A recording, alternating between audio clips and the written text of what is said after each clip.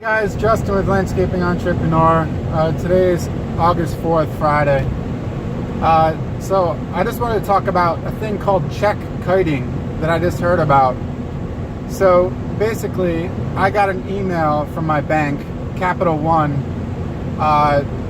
telling me there was a security alert on my account. So I thought, okay, maybe there's an unauthorized use of my card, whatever, happens. They'll give me a new card, refund me the fees. So I call, and they start asking me some questions about some checks I wrote, and start kind of feeling like they're accusing me of something. I was like, what? What's going on? So basically what happened was I have a business account as a Bank of America, and my personal accounts are Capital One. And money takes a little bit of time to transfer between the accounts. So what I do is when Bank of America is overdrafted, it's in pending status, and you don't get an overdraft fee until if you clear it the same day it's pending. So if you have pending debits and you have a pending negative balance, and then you deposit a check, you have a pending credit, you won't get an overdraft fee.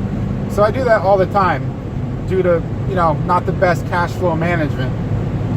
So anyway, what I'll do is I'll have money in my personal account, I'll write a check to the business from Capital One to Bank of America, and so I don't get an overdraft fee.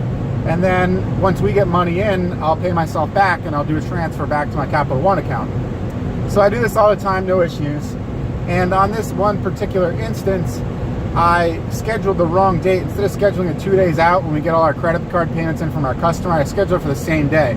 So what I did inadvertently is I wrote the company a check for, say, $1,300, and then so they credited that money to Bank of America. And at the same time, I scheduled a transfer from Bank of America to Capital One, so they honored that check when normally they would have declined it.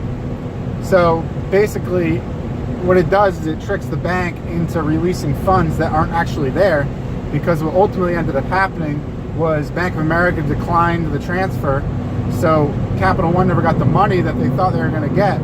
So they got tricked into cashing that check. And I guess it's a type of bank fraud. I had no idea. And it was not intentional. They say the bank fraud is if you're intentionally doing it, but it was not intentional.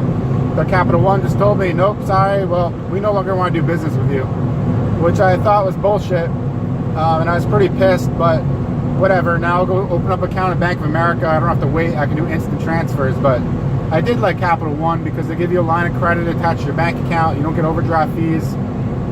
So it's nice. But anyhow, just wanted to fill you guys in, so watch out for that. Check kiting, buying yourself cash flow.